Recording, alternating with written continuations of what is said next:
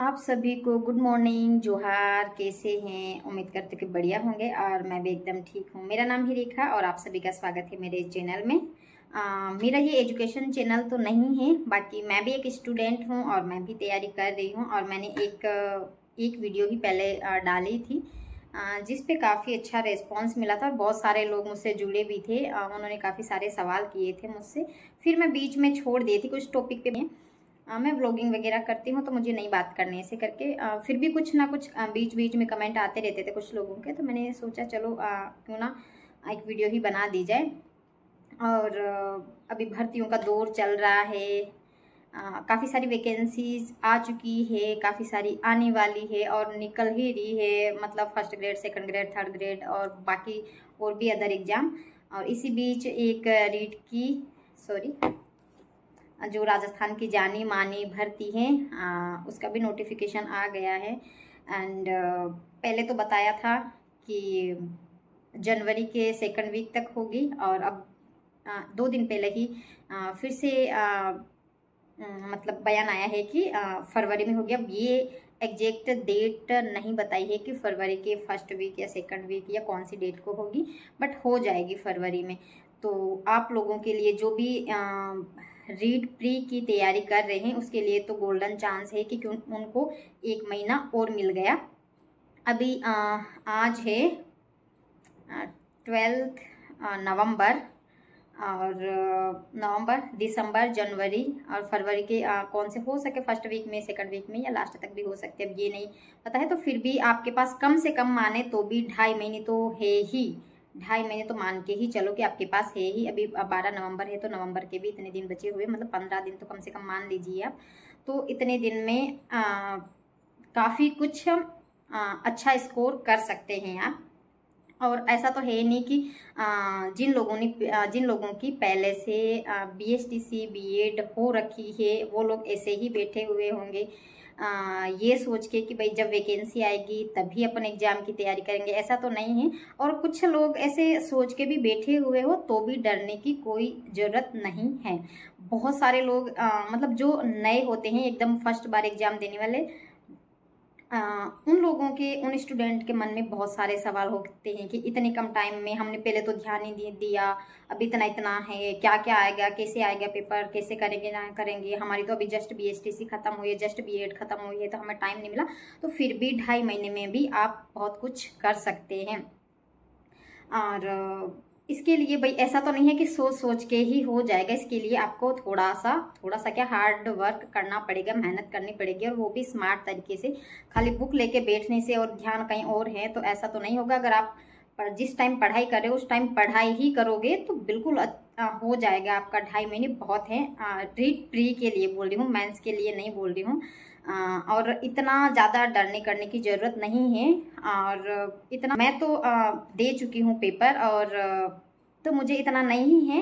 और मैं वैसे मेरी क्लियर है, मैंने रीट प्री मैं पास हूँ, क्वालिफाई हूँ। फिर भी मैं एग्ज़ाम तो दूंगी ही। ऐसा नहीं है कि भाई, वैसे तो सरकार ने बोल रखा है कि आजीवन है, बाकी सरकार का कोई भरोसा नहीं है, तो फिर भी मैं एग्ज़ाम तो दूंगी ही। और इसके लिए मैं तैयारी भी कर रही हूँ। बाकी मेरी तैयारी है पहले से, कुछ चीज़ें हैं जो मुझे देखनी है।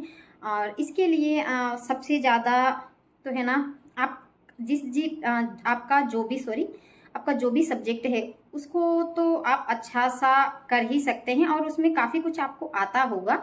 इतना प्री में इतने हाई फाई लेवल का पेपर नहीं आता है, ठीक ठाक पेपर आता है, मतलब अच्छा पेपर आता है। इतना भी नहीं कि बिल्कुल लो क्वालिटी का। यार टीचर बनने के लिए जो एग्ज़ाम है तो बिल्कुल ऐसा तो हलवा तो नहीं आएगा, पर फिर भी सब्जेक्ट तो आपका होगा। तो सब्जेक्ट 60 नंबर का होता है। जैसे मैं बायोलॉजी से हूँ तो मैथ और बायोलॉजी के मिला के 30 क्वेश्चन 60 नंबर के आते हैं, तो उसमें आप अच्छा कर सकते हैं, आपका जो भी सब्जेक्ट है। एंड मुझे और लगता है, और 2 तो कंपलसरी है जो आपकी लैंग्वेज होती है, फर्स्ट सेकंड। कोई हिंदी इंग्लिश लेता है तो कोई हिंदी संस्कृत लेता है, जो आपके ऊपर डिपेंड करता है। हिंदी तो है ही है सबके लिए, एंड आपको अगर संस्कृत आती है तो आप संस्कृत को चूज करना, और इंग्लिश अच्छे से आती है तो इंग्लिश को करना। और सबसे अच्छा स्कोर कर सकते हैं वो मुझे लगता है प्री में। मेंस की बात नहीं कर रही हूँ, मेंस की बात कभी और करूँगी। मेंस में जो साइकोलॉजी आती है वो तो उसके बारे में कभी और ही बात करेंगे। वो थोड़ी क्या मुझे लगता है बहुत अलग लेवल की आती है। बाकी प्री के लिए जो आती है, सॉरी यार, तो प्री के लिए आती है वो इतनी नहीं आती है। और मुझे सबसे ज़्यादा समझ में आता है और जो बेस्ट बुक लगती है वो है अवनी पब्लिकेशन। शायद नाम सब लोगों ने सुन रखा होगा। बहुत जाने माने टीचर हैं, धीर सिंह धाबाई, असिस्टेंट प्रोफेसर हैं, और उनकी बुक है। और उनकी आप क्लास भी लेके देख सकते हैं यूट्यूब पे, फ्री क्लासें लेते हैं, उनका कोई चार्ज नहीं है। और बाकी उनसे कोई ऑनलाइन पढ़ना चाहे तो भी शायद है। मैंने ऑनलाइन तो नहीं, मैंने यूट्यूब से ही। और उनकी अवनी पब्लिकेशन की जो बुक क्या है यार, मैंने परचेज की तो मेरा कोई यकीन नहीं करेगा, 30 में से मेरे प्री में 27 मार्क्स आए थे।